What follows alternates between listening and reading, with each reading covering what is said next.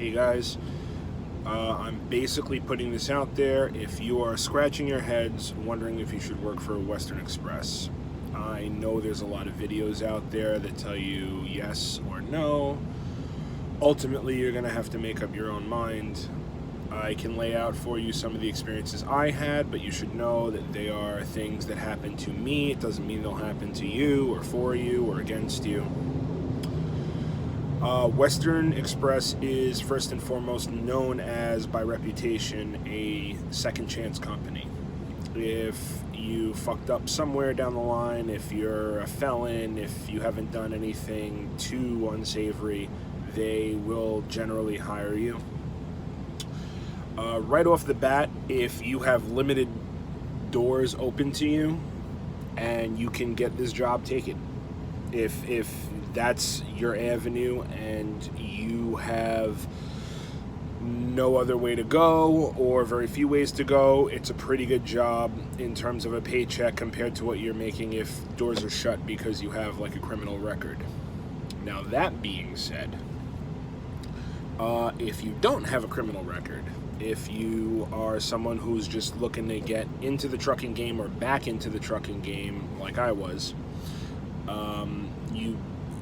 there's a bigger story behind it. So basically, I've been here now like a little over a month and a half. In 6 weeks, I've had 4 breakdowns. There are pros and cons to it. Pros that I can think of is that you will get paid every Friday. Like, my checks come. I haven't had to sit there and chase anybody down for money. What was owed to me, or what they say is owed to me, was always in my direct deposit. They do supply you with some stuff. They give you the truck, an orientation that goes on for fucking ever. I mean, really, if you condensed all the bullshit and all the stops and starts in their orientation, it took twice as long as it had to. The orientation was like 2 or 3 days. It could have been a day. It could have absolutely been a day of like compressed knowledge and moving on. I have not had a great experience. I'm not looking to influence you one way or the other, but I was told to recover a truck after waiting a day at Tennessee for a truck to be available. They made me wait all day, and then they sent me on a Greyhound for 3 days to go to a truck in Connecticut that, when I got there on a Sunday night and the whole base was closed, even though I had my key to the truck, there was no fucking mattress in it. So now I'm finding a local motel to sleep in because I don't want to sleep on a wood surface after 3 days on a bus. Once I got into the truck and got a mattress, I then submitted my truck to the mechanics. I had no armrest, a light was out, a cigarette lighter was out, some little tweaks that need to be made. They fixed the cigarette lighter. All fucking day waiting there. They fixed the cigarette lighter. Everything else wasn't DOT regulation, so fuck you. Fuck your comfort. I mean, I don't like to bitch about little things, but if you're driving all day, every day, you may want an armrest. It's not DOT certified, but like, you know, eventually you feel it in your back when half your body is slung over to one side. That's just a personal thing I have, but they didn't want to fix it. I was also told that they would install my inverter, assured by them that they would, got there, and they didn't because of some bullshit about now when inverters, they're a liability if something goes wrong with it. So they will lie to you. The experience you have in terms of the jobs you have is based on the relationship you have with your DM. I have an okay one, but there's been bullshit. So I'm one of those, like, for example, just now, I'm sitting around. I had a tire blowout yesterday, no one's fault, and I pulled over around 2, 3 o'clock, let my DM know. They couldn't repair the tire for 4 hours.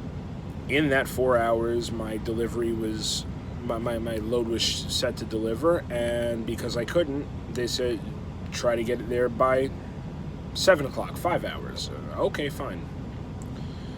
What they don't tell me is that that 5-hour window is actually 7 o'clock the next day. So now I'm sitting around all fucking day with nothing to do. You think I would get layover pay, but because they didn't clarify it, I went to the shipper, got turned away, and because I was up and running, they don't give me layover pay.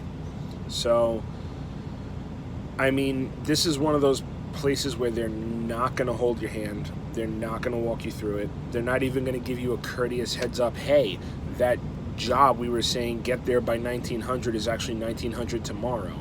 So, I mean, my family likes to eat too. So, ultimately, you're a body in the seat. That's all you are.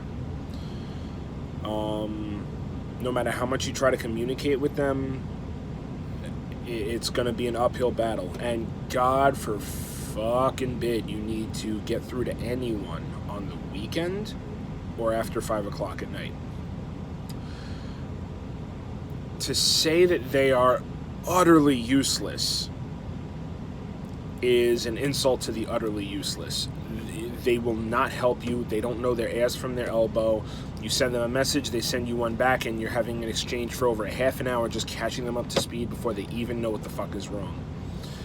So, once your DM leaves, have a plan, because otherwise you're fucked. You really are.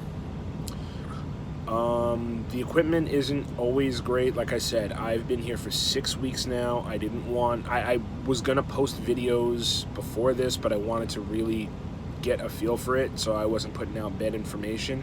I've had 4 breakdowns in 6 weeks. I've had a whole bunch of stop and starts. There's work, but the problem is that they're sending messages on the Qualcomm. You don't know half the time if it's your DM or someone who stepped in writing to you for them or an overnight person, and so you're getting a whole bunch of mixed messages, and God forbid you try to call them, you will not get through to anybody in under a half an hour.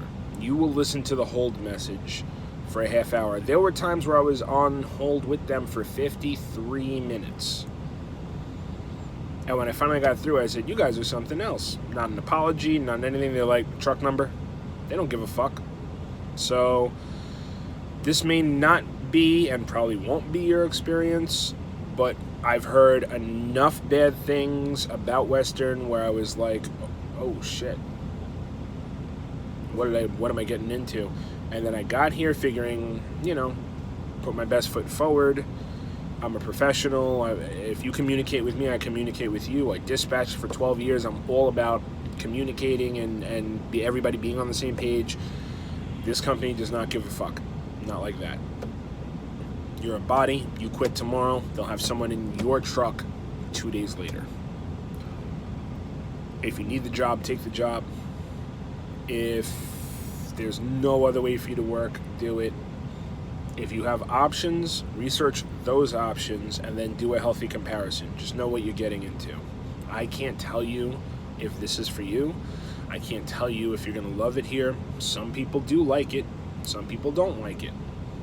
I've been out on the road now away from my family for 2 weeks. I've already had 2 34-hour restarts because they didn't have the work to give to me. But it's not always like that. So it's a give and take.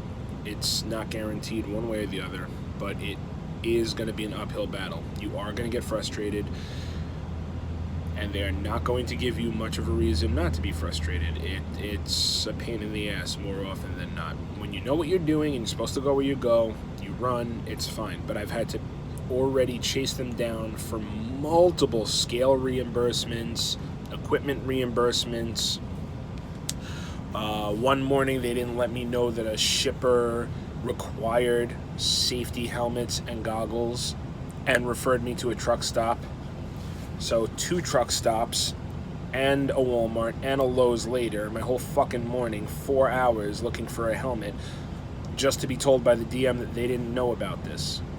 Meanwhile, when I got onto the grounds, there were 4 other Western Express trucks there. So this is a contract of ours. How the fuck can you not know what they require?